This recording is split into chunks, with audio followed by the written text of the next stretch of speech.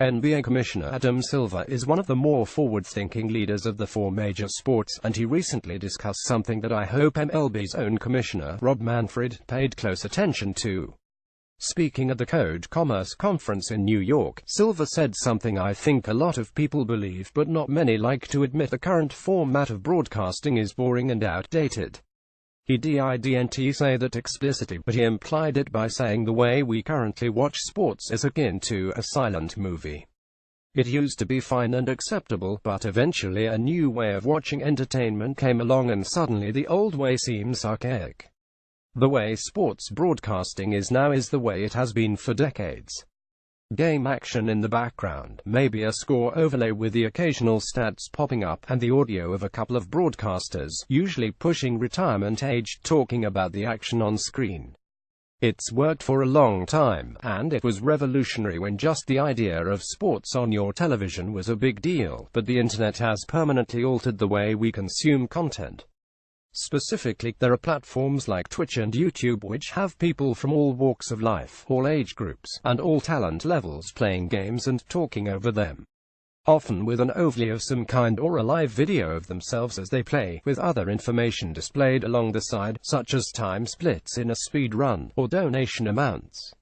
It leads to very tight-knit communities from across the internet built around fans with similar interests. If you've never watched a streamer on Twitch, this probably sounds stupid to you.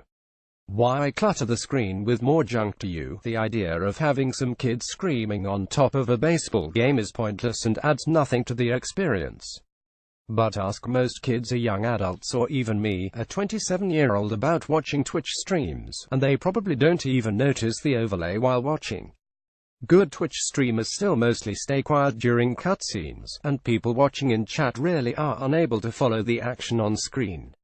They have become experts in letting a story unfold behind them while injecting their own personalities into a broadcast. Baseball needs that, not just for attracting younger viewers, which it absolutely would do, but to keep the game interesting on screen when these younger viewers turn into older viewers. Simply broadcasting outdated formats on Twitter and Facebook is not enough, and it never will be. Sports are eventually going to move on to more streaming platforms, even if they have to be dragged kicking and screaming. Some kind of evolution will need to come along with it. By the sounds of it, Adam Silver wants the broadcasters to take over and change the way they present the game of basketball, but I don't think that's enough. It's a legalistically nightmare, for sure, but my dream scenario for baseball would be some kind of licensed streaming service where anyone can be a broadcaster.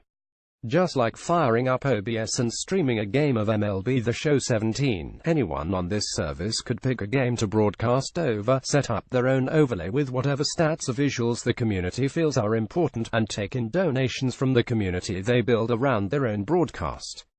In the age of the internet, it's personalities that drive content, and it goes beyond just having players with big personalities. Younger viewers, who will eventually turn into the only viewers, are turning more and more to a kind of secondary entertainment in their entertainment.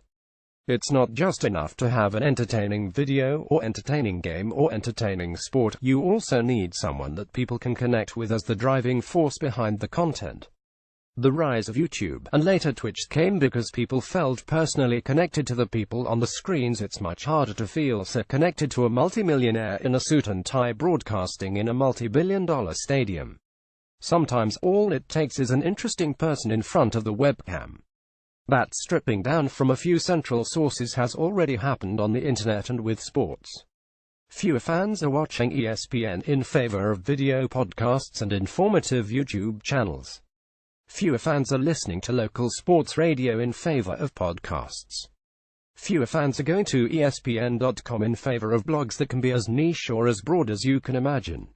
The future of watching of sports can't be found in how it's been done for the last 30 years. It can only be found in trying new things. The sooner Major League Baseball sees that, the better.